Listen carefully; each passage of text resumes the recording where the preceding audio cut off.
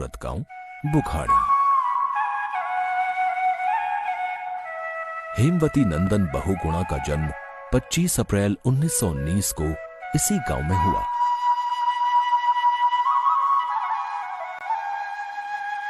बहुगुणा जी के पिता का नाम था रेवती नंदन बहुगुणा और मां का नाम था पूर्णा बहुगुणा। पिता पटवारी थे। न्याय के प्रति निष्ठावान रहने की प्रेरणा यदि बहुगुणा जी को अपने पिता से मिली थी तो लोक सेवा की भावना अपनी मां से। माँ, अरे आ गया है वो बेटा? हाँ माँ। माँ, मुझे बहुत भूख लगी है।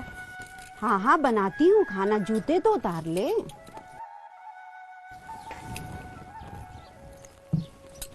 अच्छा बेटा, ये तो बता आज तूने कितने कांटे उठाए रास्ते से?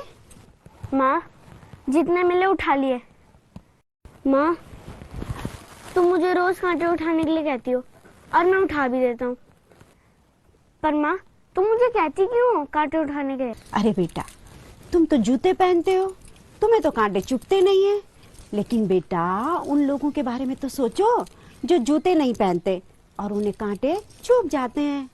और तुम्हारे कांटे उठाने से ना उन लोगों का भला हो जाता है ना? चल जा हाथ मुंह धो ले खाना।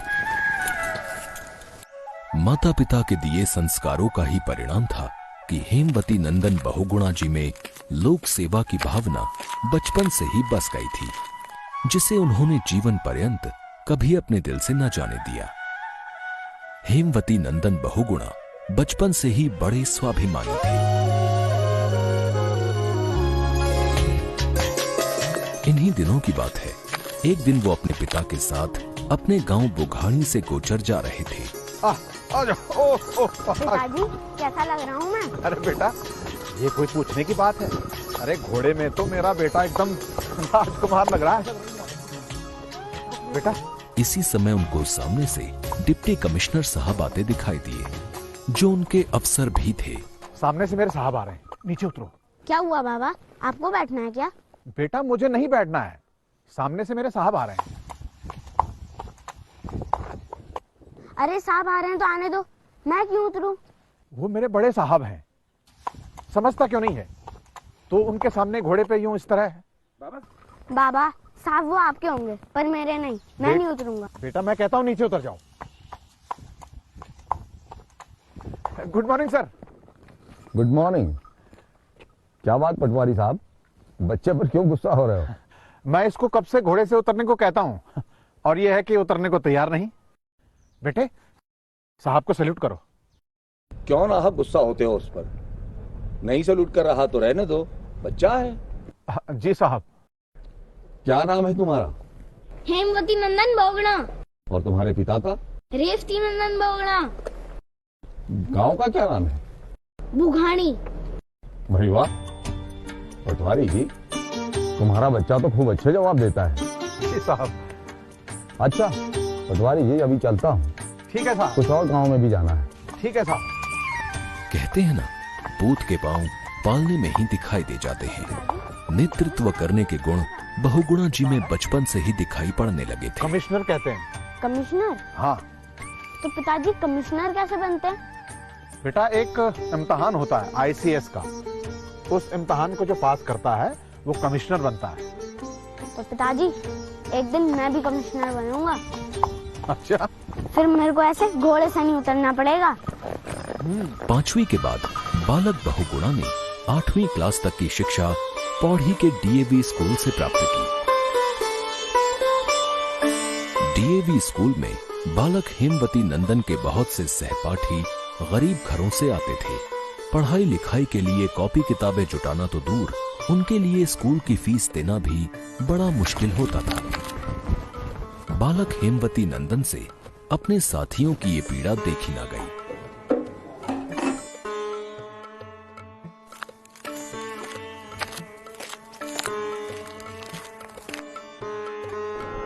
चलो हो गया, भागो।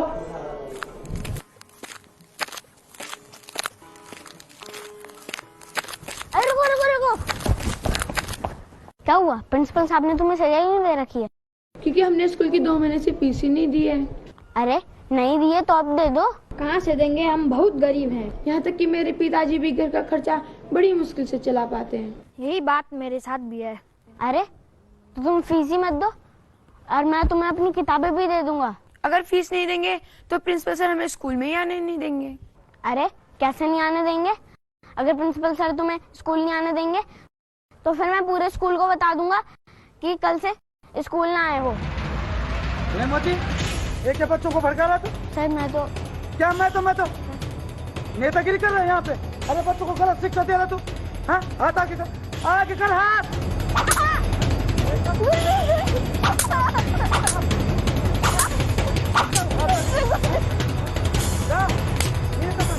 प्रिंसिपल की मार से उनकी हथेलियां सूज गई थीं।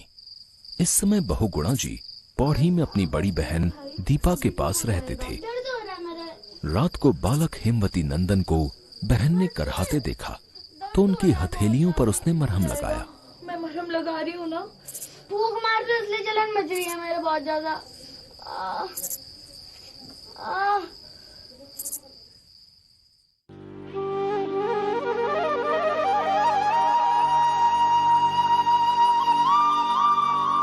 पौड़ी से 8वीं उत्तीर्ण कर बहुगुणा जी आगे की पढ़ाई के लिए देहरादून आए।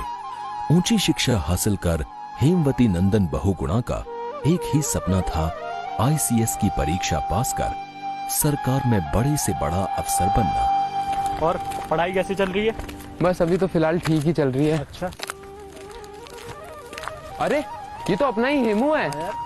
क्या हेमू, तू तो बड़ा पढ़ाकू हो गया है। मालूम है तुझे पढ़ लिख के बड़ा अफसर बनना है, लेकिन तू तो अपने दोस्तों को ही भूल गया।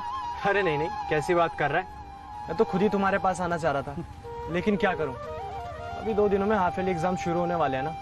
हाँ, एग्जाम तो भाई बस तेरे ही है, जैसे हमारे तो है ही नहीं। और ये क्या है, ये दिखा, हेमवती नंदन बहुगुणा ICS। अरे वाह, मालूम है भाई ICS बनना तेरा सपना है, लेकिन तूने तो अभी से अपने नाम के आगे ICS लिखना शुरू कर दिया। ताकि मैं भूलूं ना कि मुझे ICS बनना है। भाई लोगों, जिसको जो बनना है बने, लेकिन सबसे पहले शहीद भगत सिंह की लिखी ये किताब जरूर पढ़ ले। शहीद भगत सिंह ने अपनी छोटी सी उम्र में क्या क्या कर दिया, और हम क्या कर रहे हैं? ये रखने के लिए नहीं, पढ़ने के लिए दी है। अपना देश गौरव का गुलाम है। बड़ा अफसर बनने का सपना देखो, और जरूर देखो, लेकिन ये भी सोच लो कि बड़ा अफसर बनने के बाद अपने देश की नहीं, गौरव की ही चाकरी करोगे। हाँ भाई सही कह रहा है। बहुगुणा जी ने भगत सिंह की किताब क्या पढ़ी, उनके भीतर जैसे सब कुछ बदल सा गया। ICS बनने का सपना जाने कहां खो गया और उसकी जगह एक ही ख्वाब उनकी आंखों में समा गया, अपने देश को ब्रिटिश हुकूमत की दास्तां से मुक्त करने का। हाई स्कूल की पढ़ाई कर बहुगुणा जी ने इलाहाबाद शहर का रुख किया।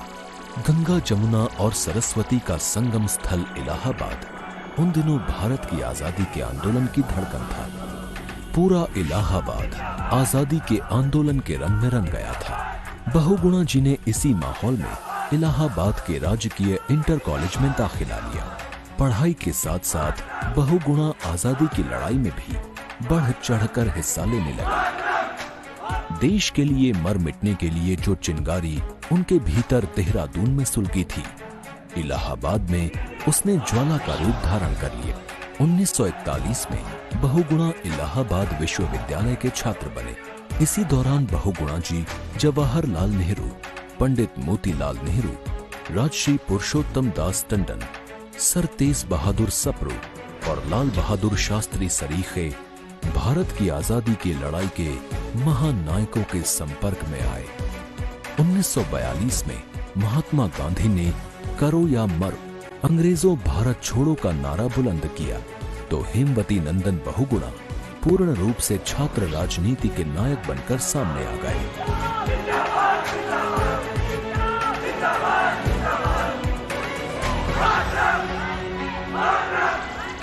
मित्रों, वह समय आ गया है जब अंग्रेजों को बाहर निकालने के लिए हम लोगों को सड़कों पर उतरना होगा।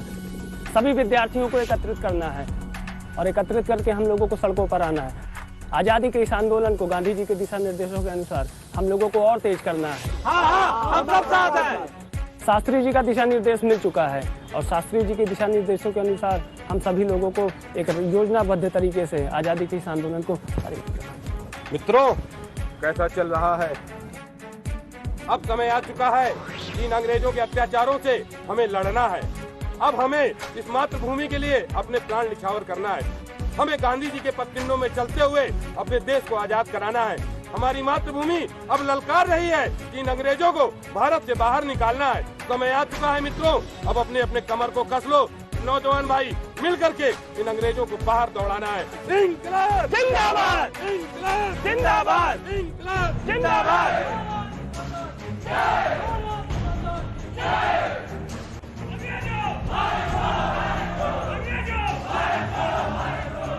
भारत की आजादी का आंदोलन अपने उरूज पर था। बहुगुणा गोरी हुकूमत की आंख की किरकिरी बने हुए थे।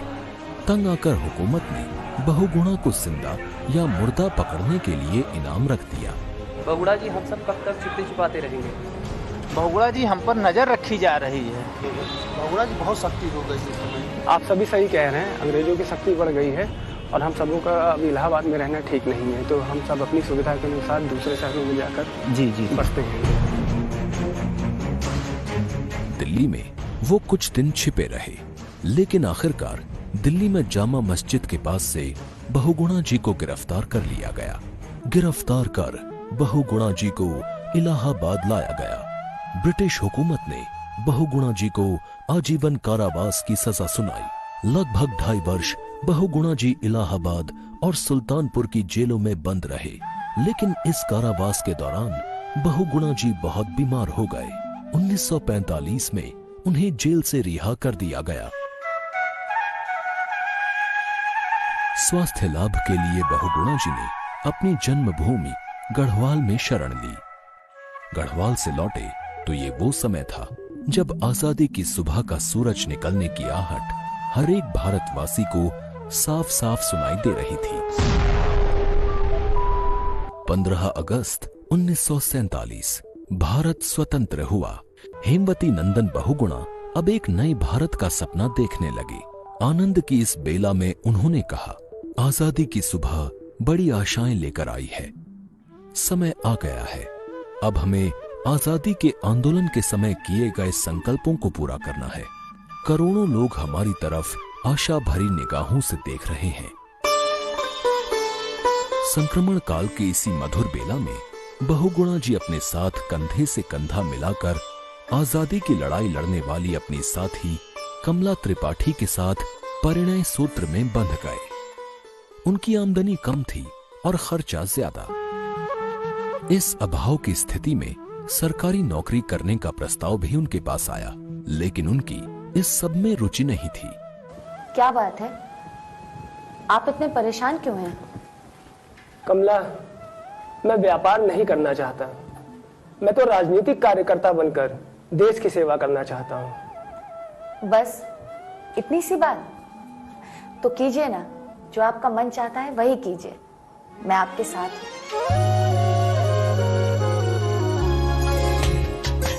फैसला हो गया था, अब बहुगुणा जी को क्या करना है। बहुगुणा जी भली भांति समझते थे कि कांग्रेस की जड़ गरीब जनता, खेतीहर किसानों और मजदूरों के बीच है। यदि कांग्रेस का सच्चा सिपाही बनना है तो पहले मजदूरों, किसानों तथा आम जनता से जुड़ना होगा। सबसे अंतिम बिंदु पर खड़ा हुआ व्यक्ति कहते थे, उसके चेहरे पर मुस्कान नहीं आती तब तक इस समाज का सुधार नहीं होगा, तब तक यह आजादी अधूरी रहती थी। हम लोग में आपस में बात किया करते थे। बहुगुणा जी, यहाँ पर जितने मजदूर संगठन थे उन सबके वो लोकप्रिय नायक बन गए। वो सब जितने मजदूर संगठन थे सब अपने यहाँ उनको अपना अध्यक्ष बनाने के लिए आतुर हो गए। बहुगुणा पहले ऐसे नेता थे जिन्होंने कम्युनिस्टों से मजदूरों का नेतृत्व छीना। मजदूरों के और मालिकों के आपसी झगड़े को निपटाने के लिए हमेशा तत्पर रहते थे। हजारों हजार मजदूरों ने उस समय केंद्रीय नेतृत्व से और प्रदेश के नेतृत्व से मांग की थी कि बहुगुणा जी को आप टिकट दीजिए करछना से। 1951-52 में स्वतंत्र भारत के पहले आम चुनाव हुए। हेमवती नंदन बहुगुणा ने इलाहाबाद संसदीय क्षेत्र के करछना विधानसभा क्षेत्र से चुनाव लड़ा और भारी बहुमत से विजयी हुए। जो शोषित थे, जो कहीं दलित थे, जो कहीं प्रताड़ित थे, जो कहीं अभाव की जीवन व्यतीत कर रहे थे, उन्होंने मांग की थी कि हमको ऐसा नेतृत्व चाहिए जो हमारे लिए संघर्ष करे, जो हमारे लिए कार्य करे। 1957 में बहुगुणा उत्तर प्रदेश श्रम और उद्योग मंत्रालय के पार्लियामेंट्री सचिव नियुक्त हुए और फिर इसी मंत्रालय में उपमंत्री का दायित्व भी संभाला। 1967-68 में बहुगुणा उत्तर प्रदेश सरकार में वित्त मंत्री रहे। बहुगुणा जी में एक कलेक्टिव लीडरशिप, सामूहिक नेतृत्व को सबको साथ लेकर के विकसित करने की अंतर भावना थी। लोगों के बहुत बड़े मददगार थे। कोई भी व्यक्ति अपनी कोई समस्या लेकर के आता था और उसको समझते थे कि इसे किया जा सकता है, तो उसमें कोई देर नहीं करते थे और तुरंत उस आदमी की मदद करते थे। बहुगुणा जी की संगठनात्मक क्षमता को देखते हुए कांग्रेस हाईकमान ने उन्हें 1969 में अखिल भारतीय कांग्रेस कमेटी का महामंत्री बनाया। एक ऐसा व्यक्तित्व जो फॉरवर्ड लुकिंग था, लेकिन सामने देखने के साथ साथ जड़ों पर भी सही उचित ध्यान देता था, और जिसकी सारी कोशिश ये थी कि जो व्यवस्था है वो गहराई तक आम आदमी के जीवन को छुए और उसको परिवर्तन करने में सक्षम रहे। ये बहुगुणा जी की संगठनात्मक कुशलता का ही परिणाम था कि 1971 में कांग्रेस पार्टी 2/3 बहुमत से विजयी होकर सत्ता में आई। संगठनात्मक भूमिका में उन्होंने उस समय एक बहुत ही मूल मंत्र दिया था, और वो मूल मंत्र इंदिरा गांधी जी ने पूरी तरह से उसको कैश किया। वो नारा बहुगुणा जी का दिया हुआ था कि इंदिरा गांधी आई है, नई रोशनी लाई है, गरीबी भगाओ, गरीबी हटाओ। क्योंकि बहुगुणा जी उस सोशलिस्टिक जो उनका मंत्र था, जिसके प्रति उनका कमिटमेंट था, उसको कभी नहीं भूले। और 71 में जब इंदिरा गांधी आती हैं तो उन सोशलिस्टिक प्रिंसिपल्स को, उन सिद्धांतों को जिनका की रूपरेखा बहुगुणा जी निर्मित कर रहे थे, इंदिरा जी उसी को आगे बढ़ा रही थी। लोगों में ये आम धारणा थी कि केंद्र में अवश्य ही उन्हें कोई महत्वपूर्ण मंत्रालय सौंपा जाएगा, लेकिन उन्हें केवल राज्य संचार मंत्री बनाया गया। राज्य संचार मंत्री की जिम्मेदारी संभालते ही बहुगुणा जी ने घोषणा की, मैं देश का प्रथम डाकिया हूँ। बहुगुणा जी के व्यक्तित्व में गांधी का चिंतन, नेहरू का विजन, शास्त्री की शालीनता, पटेल की दृढ़ता समाहित थी, और यही कारण है कि उनकी राजनीति का केंद्र में बिंदु गांव, गरीब, किसान, मजदूर, नौजवान, विद्यार्थी, पिछड़ा और अगड़ा सभी मिलाकर के क्षेत्र से। उत्तर प्रदेश में वेतन व सुविधाओं को लेकर पीएसी और पुलिस का विद्रोह आजादी के बाद की एक महत्वपूर्ण घटना थी। ऐसे में उत्तर प्रदेश की बिगड़ी स्थिति को संभालने के लिए केंद्र सरकार ने बहुगुणा जी को उत्तर प्रदेश का मुख्यमंत्री बनाया। 1974 में जब मुख्यमंत्री होकर के आए तो यहाँ पर जो है पुलिस वाले काफी दिक्कत डाल रहे थे और सारा काम इधर उधर ठप, कोई जो है लॉ एंड ऑर्डर नहीं मालूम हो रहा था। उन्होंने आकर के सब संभाला और इनके यूनियन के लोगों से जो है बात की। 1974 के चुनाव में बहुगुणा जी की लहर थी। बहुगुणा जी ने विधानसभा चुनाव जीता और उत्तर प्रदेश के पुनः मुख्यमंत्री बने। बहुगुणा जी ने उत्तर प्रदेश प्रशासन में अभूतपूर्व सुधार किए। बहुगुणा जी जानते थे आम आदमी को लोकतंत्र का लाभ मिले, इसके लिए आवश्यक है एक मजबूत प्रशासनिक प्रणाली। एक प्रैक्टिकल एफिशिएंट एडमिनिस्ट्रेटर के रूप में हम लोग उनको मानते थे। Very practical, very efficient and very active chief minister. उनका जनसंपर्क देखने लायक था और कभी भी किसी को ये मना नहीं करते थे कि तुम मेरे पास नहीं आओ, या मेरे पास समय नहीं है, या मैं सो रहा हूं, इस समय मत आओ। उनका द्वार हरदम खुला रहता था और सभी लोग आते थे मिलने। एक जैसे एक रिसेप्टिविटी होती है लोगों में कि भाई आइए, हम कोई बहुत बड़े आदमी नहीं हो गए कि चीफ मिनिस्टर बन गए इसलिए हम मिलेंगे नहीं। तो एक आम आदमी की तरह वो रहते थे, आम आदमी की तरह नेता थे। दफ्तर में भी काम करते थे, मिलते भी थे, सैकड़ों लोगों से रोज मिलते थे, अपॉइंटमेंट देते थे, बिना अपॉइंटमेंट के आए हुए लोगों से मिलते थे, घर पर सैकड़ों लोगों से मिलते थे, सबकी बात सुनते थे, कहीं इरिटेट नहीं होते थे, सब काम करते थे। उनका व्यक्तित्व बहुत ही डायनेमिक व्यक्तित्व था। उनकी कार्यशैली में ऐसी बहुत सी खूबियां थीं जो लोकतंत्र को सही अर्थों में आम आदमी से जोड़ती थी। हमें एक सिद्धांत चाहते थे हम लोग अपनाएं, वो ये था कि आप अपने ऑफिस में मत बैठिए, आप गांव-गांव जाकर जनसंपर्क करिए, उनकी समस्याएं सुनिए। ऑफिस में बैठकर काम नहीं हो सकता जिला प्रशासन का। तो ये हम लोगों ने सीखा उनसे। समस्याओं को आप ज्यों ही शुरू करते थे कोई बात उनको बताना, वो इमीडिएटली उसे पकड़ लेते थे और उसकी पूरी की पूरी समस्या समझने के अलावा उसका निदान क्या हो सकता है वो भी तुरंत उनके दिमाग में आ जाता था। वो बड़े ही इंटेलिजेंट, बड़े शार्प एडमिनिस्ट्रेटर थे। शाम को जो फाइल उनके कार्यालय, उनके दफ्तर में या घर पे जाती थी, सवेरे उनके हाथ से लिखा हुआ उस पर नोट या जो आदेश होते थे बिल्कुल स्पष्ट और दस्तखत किए हुए हेमवती नंदन पूरे दस्तखत करते थे, इनिशियल भी नहीं करते थे, वो फाइल वापस आ जाती थी। अक्सर कहा करते थे कि जो फाइल मुख्यमंत्री या मंत्री के पास 3 दिन से ज्यादा रुक जाए वो फाइल जो है वो बदबू करने लगती है। बहुगुणा जी का जीवन आम आदमी के लिए था। वो उस सिद्धांत पर चलते थे कि गरीबों को जो आप उधार कर सकें अधिक से अधिक करें, अगर रूल्स भी बदलने हों तो रूल्स भी बदलें, पर गरीबों का ध्यान हरदम रखें। बेशक वो मुख्यमंत्री उत्तर प्रदेश के थे, लेकिन उनकी ख्याति देश भर में और देश के बाहर भी फैली थी। उनकी छवि एक राष्ट्रीय नेता के रूप में उभर रही थी। बहुगुणा जी वैश्विक भी थे, बहुगुणा जी राष्ट्रीय भी थे और बहुगुणा जी मोहल्ले और घर के एक एक बच्चे को भी जानने वाले थे। और सबसे ज्यादा उनकी स्मरण शक्ति थी।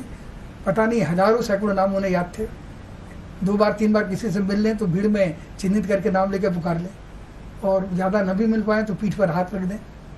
कोई भी उनके दरवाजे पे आए, मैंने नहीं देखा उसको वो बाहर से वापस कर दें। उनमें यह नहीं था, क्योंकि वो ज़मीन से जुड़े हुए थे, तो ये जानते थे कि वही आएगा जिसको तकलीफ होगी। और उनने आखिरी दम तक ये कोशिश की कि जो भी आया उनके दरवाजे पे कि उसकी तकलीफ को है, उसके जो मुसीबत है उसको दूर कर सके। लेकिन उनकी ये लोकप्रियता उनकी ही पार्टी के कुछ लोगों को पसंद नहीं आई।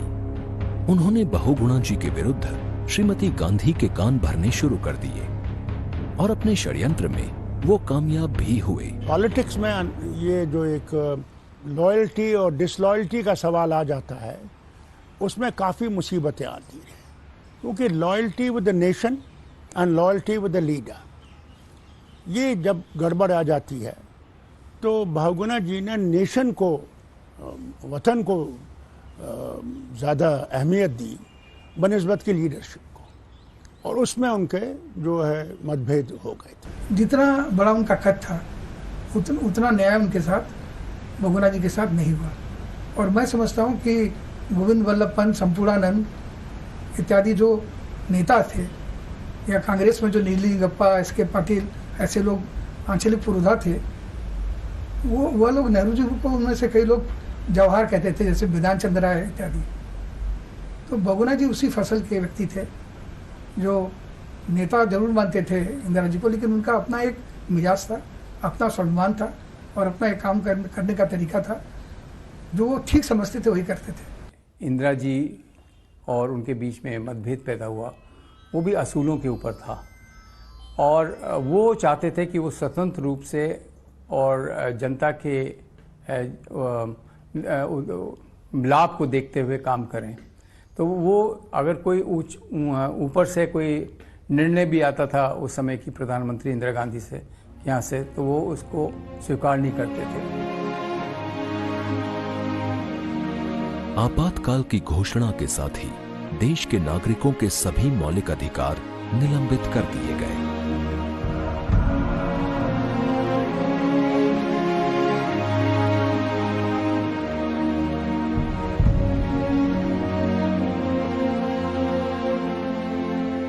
इमरजेंसी लगने के पहले उन्होंने कंसल्ट नहीं किया अपने मुख्यमंत्रियों को, किसी को नहीं कंसल्ट किया। लेकिन जब इमरजेंसी लागू हो गई तो पिताजी को बहुत पीड़ा हुई इस बात की। उन्होंने कहा कि हम लोग जो है भटक रहे हैं, गलत दिशा में जा रहे हैं। और कांग्रेस के ये मान्यताएं और वो नहीं थी आधार जिस पे पार्टी बनी थी। ये बातें चल रही थी इमरजेंसी की और ठोस कार्रवाई करने की, तो बड़ा हम लोग को समझाते थे वो कि देखिए इमरजेंसी तो है परंतु आपको निर्णय अपने विवेक से लेना है। इसलिए हम उनको बहुत एक ऐसे नज़रिए से देखते हैं जैसे कि एक पिता समान थे वो हम लोगों के सिविल सर्वेंट्स के। लोग बात करने में डरते थे, कोई भी बात नहीं कर सकते थे। अगर किसी की गिरफ्तारी हो जाती थी, मान लीजिए साधारण किसी व्यक्ति की, तो उसके कहने की हिम्मत नहीं पड़ती थी, अरे भाई आज देखो उसको गिरफ्तार कर लिया। अगर इस तरह के आतंक का वातावरण रहेगा तो लोग क्या करेंगे? जब उसका अवसर आया तो लोगों ने उसका विरोध कर दिया। आपातकाल में सरकार से विद्रोह करना या सरकार से विद्रोह करने वालों की मदद करना खतरे को दावत देना था। लेकिन बहुगुणा जी ऐसे खतरे उठाने में कभी पीछे नहीं हटे। जब जिसको जरूरत पड़ी उन्होंने आगे बढ़कर उसकी सहायता की। कहाँ चले गए थे आप? राम नरेश कुशवाहा जी के घर पैसा भिजवाने। मगर वो तो जेल में है ना? हाँ, जेल से उनकी चिट्ठी आई है। उनके जेल में जाने के बाद उनके परिवार का सुध लेने वाला कोई नहीं है।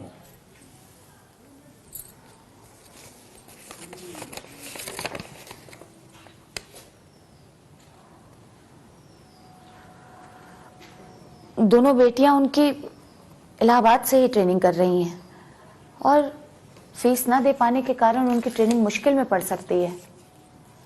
दिन ब दिन हालत खराब होते चले जा रहे हैं, सरकार की जातियां बढ़ती चली जा रही हैं। ऐसे में मुझे लगता है कि अब मुझे कोई कदम उठाना ही पड़ेगा। भारत में आपातकाल पूरे 21 महीने लागू रहा। इस दौरान बहुगुणा जी एक लंबी मानसिक यंत्रणा से गुजरे और अपनी ही पार्टी के खिलाफ उनके भीतर विद्रोह के स्वर मुखर होते गए। जब जयप्रकाश नारायण का मूवमेंट शुरू हुआ और जब जयप्रकाश नारायण उत्तर प्रदेश के दौरे पे आए तो स्वर्गीय पिताजी ने उनको एस्कॉर्ट दे दिया देवरिया के पहले और कहा सर्किट हाउस में रुक सकते हैं। ये बात दिल्ली में फिर लोगों ने उनको बहुत समझाया होगा कि साहब देखिए जो आपके खिलाफ इतना आंदोलन कर रहे हैं उसको बहुगुणा जी ने एस्कॉर्ट दे रखा है, सर्किट हाउस दे रखा है। और जब जयप्रकाश नारायण लखनऊ में आए तो जनसभा में कहा कि उत्तर प्रदेश में अच्छा काम हो रहा है। और जयप्रकाश जी ये बात कह करके वापस भी चले गए। उनका कोई आंदोलन यहाँ पर हुआ भी नहीं उत्तर प्रदेश में। लेकिन इस बात को हमारे उस समय के कांग्रेस पार्टी के कुछ नेताओं ने गलत ढंग से उसका इंटरप्रिटेशन कर दिया और ये कहा गया कि देखिए आपके धूल विरोधी जयप्रकाश, जो जयप्रकाश नारायण चारों ओर घूम घूम करके इंदिरा जी के विरुद्ध भाषण कर रहे हैं और देश को डिस्टेबलाइज करना चाहते हैं और अस्थिर सरकार को अस्थिर बनाना चाहते हैं, उनको स्टेट गेस्ट बना दिया। बहुगुणा जी का श्रीमती गांधी से टकराव बढ़ा तो उन्होंने 28 अक्टूबर 1975 को अपने पद से त्यागपत्र दे दिया। हालात आपसे छुपे नहीं हैं। मेरे लिए अब इस पद की जिम्मेदारियां निभाना मुश्किल हो रहा था, इसलिए मुझे लगा मेरे लिए इस्तीफा देने का समय आ गया है और मैंने इस्तीफा दे दिया। 18 जनवरी 1977 को सरकार ने नए चुनाव की घोषणा की तो बहुगुणा जी को लगा कि अब महत्वपूर्ण निर्णय लेने का समय आ गया है और उचित समय आ गया। यही वो महत्वपूर्ण क्षण थे जब हेमवती नंदन बहुगुणा जी ने निर्णय लिया कि वो कांग्रेस पार्टी छोड़ देंगे और एक नई पार्टी का गठन करेंगे। अपने सिद्धांतों और लोकतंत्र के प्रति निष्ठावान हेमवती नंदन बहुगुणा जी ने अपनी नई पार्टी का नाम रखा Congress for democracy. Congress for democracy, क्योंकि कांग्रेस का गठन किस लिए हुआ था? कांग्रेस का गठन डेमोक्रेसी के लिए हुआ था। उस जन की आवाज को आगे रखने के लिए, बुलंद करने के लिए उस कांग्रेस का गठन हुआ था। वो उस कांग्रेस पे थे तो जब वो कांग्रेस नहीं रह गई तो उस कांग्रेस से निकल गए, क्योंकि बहुगुणा उस कांग्रेस में रहना चाहते थे जहां जन आगे है, नेता पीछे है।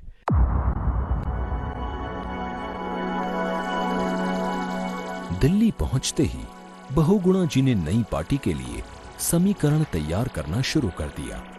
बहुगुणा जी ने बाबू जगजीवन राम, नंदिनी सत्यपथी और देश के अन्य शीर्ष नेताओं से मुलाकात की और 2 फरवरी 1977 को एक नई पार्टी कांग्रेस फॉर डेमोक्रेसी का जन्म हुआ। इसके राष्ट्रीय अध्यक्ष बाबू जगजीवन राम बने। जब इंदिरा गांधी ने इमरजेंसी के पश्चात चुनाव कराने की घोषणा की तो विपक्ष ने तो कहा हम चुनाव ही नहीं लड़ेंगे, लेकिन बहुगुणा जी कांग्रेस से निकल कर आए, जगजीवन राम जी भी साथ आए, लेकिन बहुगुणा जी ने नेतृत्व में पहला कदम उठाया और उनका यह पहला कदम सब में आशा की किरण भर देता है। वो लोग जो डरे हुए थे उनमें सब में आशा की किरण हुई और एक संचार हुआ पूरे भारत में कि उनको इंदिरा गांधी के इन कदमों के विरोध में, क्योंकि इंदिरा गांधी भारत का लोकतंत्र, न्यायपालिका, विधायिका, जितने भी स्तंभ हैं, यहां तक कि आपका प्रेस, सबकी आजादी कुचल दी थी। लेकिन लोगों में एक नई चेतना कब आई? नई चेतना आई जब बहुगुणा निकल के बाहर कांग्रेस में आई।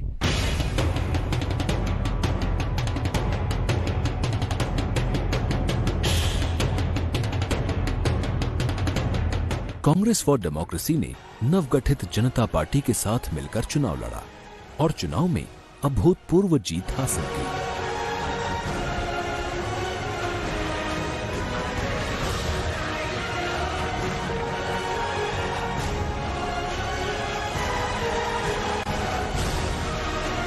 ये कोई साधारण जीत नहीं थी, बल्कि तानाशाही के ऊपर लोकतंत्र की जीत थी। भारत के आवाम को लगा था जैसे उन्हें दूसरी आजादी मिली। जनता पार्टी के मंत्रिमंडल में हेमवती नंदन बहुगुणा रसायन तथा उर्वरक मंत्री हुए। आपसी मतभेदों के कारण जनता पार्टी टूटी तो चौधरी चरण सिंह प्रधानमंत्री बने और हेमवती नंदन बहुगुणा उनके मंत्रिमंडल में वित्त मंत्री हुए। चौधरी साहब का भी एक अप्रोच था विशेष, और उस अप्रोच से पूरी तरह से वो सहमत नहीं थे और बदलने की शायद गुंजाइश नहीं दिख रही थी उन्हें। कोशिश किया उन्होंने अपनी बातें लाने की और ब्रॉड बेस बनाने की बीकेडी को, लेकिन उसमें वो सफल नहीं हो पाए और उसमें चौधरी साहब की मर्जी नहीं हो पाई। जिन एजेंडा पर हम सरकार में आए हैं और सरकार बनाने का हमने फैसला लिया है लोगों के लिए, लोगों से, लोगों के द्वारा, हम उससे नहीं डिगेंगे। और जब लोग उससे डिगने लगे तो बहुगुणा जी ने उनको छोड़ा, सिद्धांतों को नहीं छोड़ा। अपने सिद्धांतों को लेकर बहुगुणा जी की चौधरी चरण सिंह से नहीं बनी तो आपसी मतभेदों को भुलाकर हेमवती नंदन बहुगुणा ने श्रीमती इंदिरा गांधी के निमंत्रण पर वापस कांग्रेस पार्टी ज्वाइन की। कांग्रेस पार्टी के परचम तले उन्होंने गढ़वाल संसदीय क्षेत्र से चुनाव लड़ा और विजयी हुए। छोटा कार्यकर्ता भी और मध्यम वर्ग का नेता भी और बड़ा व्यक्ति भी, उनके अंदर जो एक वार्मथ थी, एक उष्णता थी उनके व्यवहार में, उसके कारण बहुत लोग अपने आप को उनसे संबद्ध मानते थे और इसी मानसिक और वैचारिक संबद्धता का पूरा लाभ उन्होंने 80 के दशक में बिखरी हुई कांग्रेस को इकट्ठा करने की दिशा में दिया। बहुगुणा जी कांग्रेस पार्टी में तो आ गए, लेकिन उन्हीं लोगों को फिर से उनका कांग्रेस में आना पसंद नहीं आया जिनके षड्यंत्रों के रहते 1975 में उन्होंने मुख्यमंत्री पद से इस्तीफा दिया था। पर उन लोगों के कहने में आकर जब श्रीमती गांधी ने भी उनके प्रति अपना रुख बदल लिया तो उनके जैसा स्वाभिमानी व्यक्ति ऐसे प्रतिकूल वातावरण में कैसे बना रह सकता था। ऐसे समय पर उन्होंने अपनी सीट लोकसभा की छोड़ी और दोबारा चुनाव लड़ने का साहस किया जब इंदिरा गांधी जी अपनी पॉपुलैरिटी की, लोकप्रियता पे, शक्ति के उर्स पे थी, कह सकते बिल्कुल जैसे चरम पर थी। और तब उन्होंने ये मानकर कि अगर मैंने पार्टी छोड़ी है तो मुझे पद भी त्यागना चाहिए। ये बहुत बड़ा त्याग था और बहुत बड़ा उन्होंने रिस्क भी लिया अपनी लाइफ में। जब उन्होंने छोड़ा तो उसके बाद क्या क्या क्या कोई उन्होंने लाभ का पद लिया? कहीं लाभान्वित हुए? नहीं। उन्होंने अगर पार्लियामेंट के मेंबर चुने गए थे एक विशेष दल से, जब उसको छोड़ा तो उन्होंने उस पद से जो लाभ लिया था लोकसभा के पद का, उसको भी छोड़ा। और बहुगुणा जी मिसाल हैं पूरे भारतीय राजनीति में। आज लोग अपना छोटा सा पद नहीं छोड़ना चाहते, लेकिन बहुगुणा जी ही resign from the Indian parliament. इसके पहले केवल आचार्य नरेंद्र देव जी थे जिन्होंने पार्लियामेंट से इस्तीफा दिया था, लेकिन पार्लियामेंट आचार्य नरेंद्र देव जी जीत कर नहीं आए, बहुगुणा जी जीत कर आए। और बहुगुणा जी जैसे शख्सियत को रोकने के लिए इंदिरा गांधी की पूरी आंधी, 34 नुक्कड़ सभाएं इंदिरा गांधी ने की। कांग्रेस को अलविदा कहने के बाद बहुगुणा जी ने अपने सिद्धांतों और विचारधारा पर आधारित जनतांत्रिक समाजवादी पार्टी का गठन किया और 1981 में अपने ही द्वारा खाली की गई गढ़वाल संसदीय सीट से फिर से चुनाव लड़ा। कांग्रेस पार्टी नहीं चाहती थी कि बहुगुणा जी इस क्षेत्र से चुनाव लड़ें। कांग्रेस पार्टी ने इसे अपनी नाक की लड़ाई बना लिया। इंदिरा जी ने उसको बड़ा प्रेस्टीज इशू बनाया। 9 मुख्यमंत्री वहाँ कैंप किए पूरे उत्तराखंड में, और पुलिस हरियाणा से आई। उनका उत्तर प्रदेश में चुनाव रहा, पुलिस हरियाणा से आई। चुनाव हुआ, बहुत बड़ी धांधलेबाजी हुई और इतिहास में पहली बार हुआ कि मतगणना के पहले पूरा चुनाव रद्द हुआ। मैं वकील था, आता था, कमीशन में बहस करता था। 2 बार काउंटर मांड हुआ, फिर चुनाव हुआ, वो जीते। तो वो मास लीडर थे। वो उनकी राजनीति जो थी बड़ी स्वच्छ थी, पारदर्शी थी। हमारे देश में योग्यता बाधा है, जिसको अंग्रेजी में कहते हैं एबिलिटी कॉन्स्टेंट। वो इतने मेधावी थे बहुगुणा जी, तो जब वो आते थे तो छा जाते थे। उनके सामने सारे अन्य लोग बौने हो जाते थे, तो सारे बौने मिलकर उनको हिलाते थे, और इसका लाभ जो है कांग्रेस वाला कमान लेता था। बहुगुणा जी चुनाव लड़े और जीते। गढ़वाल के उपचुनाव ने लोकतंत्र के झंडा बरदार हेमवती नंदन बहुगुणा की प्रतिष्ठा को आसमान की ऊंचाइयों तक पहुंचा दिया। ये बहुगुणा जी का ही व्यक्तित्व था। देखिए, सत्ता हो, लाल बत्ती हो और पूरा राजशक्ति आपके साथ हो, तो बहुत चापलूसों की, मतलब परस्तों की, गरज परस्तों की भीड़ हो जाती है। लेकिन सत्ता ना हो, सत्ता की जगह संघर्ष हो, इस बात का भय हो कि आप साथ दिखेंगे तो कहीं आपका नुकसान ना हो जाए, फिर भी लोग साथ ना छोड़ें, वह नेता की असल पहचान होती है। उन्होंने कोई घर नहीं बनाया अपना। ये देखिए, इतना बड़ी राजनीतिक कैरियर, इतने पदों के बाद भी एक भी उनका अपना घर नहीं था।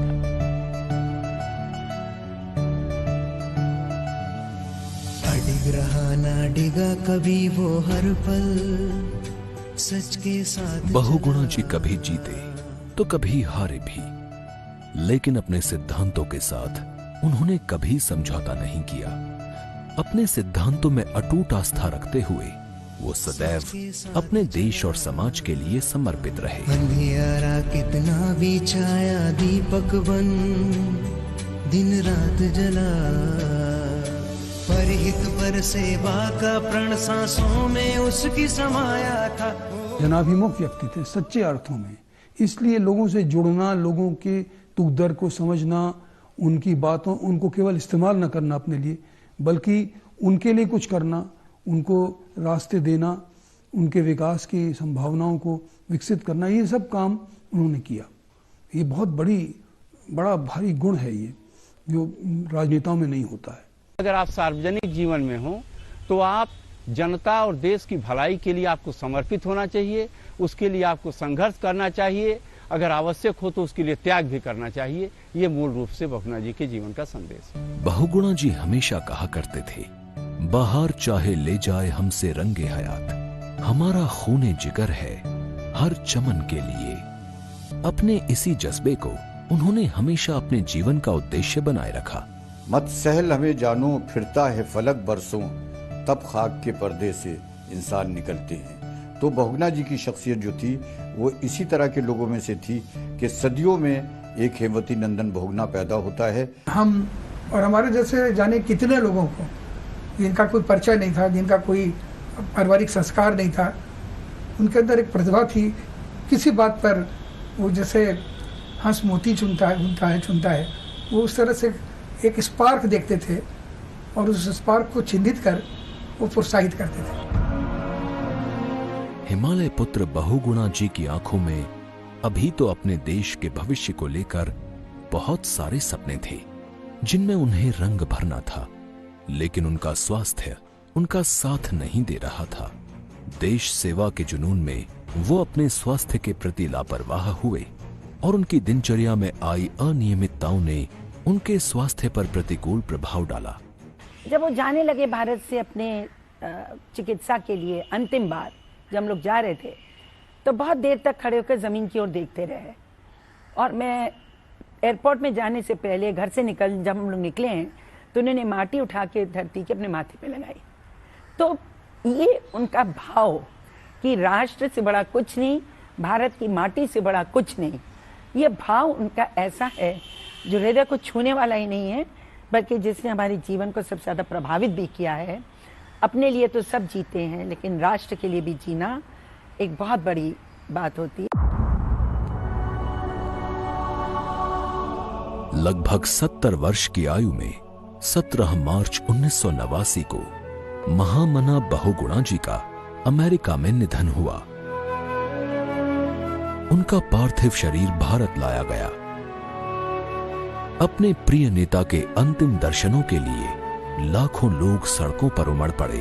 पंच तत्व से बनी देह पंच तत्व में विलीन हो गई। जीवन यात्रा पर निकला यात्री महायात्रा पर चला गया, लेकिन हेमवती नंदन बहुगुणा केवल एक देह का नाम नहीं था, नाम था वंचितों और श्रमशील वर्गों के हितों के लिए सतत संघर्षशील एक नायक का, लोक हित के लिए समर्पित एक जीवन दर्शन का, एक प्रकाश पुंज का, जिसकी आभा आज भी हमारा मार्गदर्शन करती है और सदैव करती रहेगी।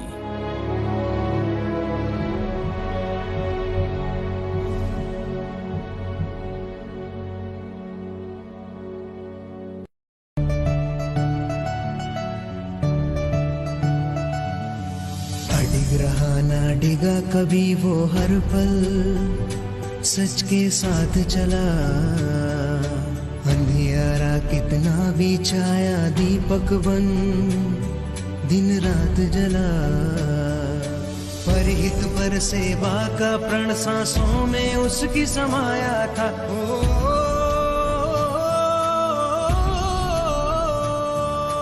परहित पर सेवा का प्रण सांसों में उसकी समाया था। लिए देश के जीने मरने वो दुनिया में आया था। मुश्किल कितनी भी आई पर सच का साथ न छोड़ा। समय के सीने पर चढ़ उसने रुख दारा का मोड़ा। हो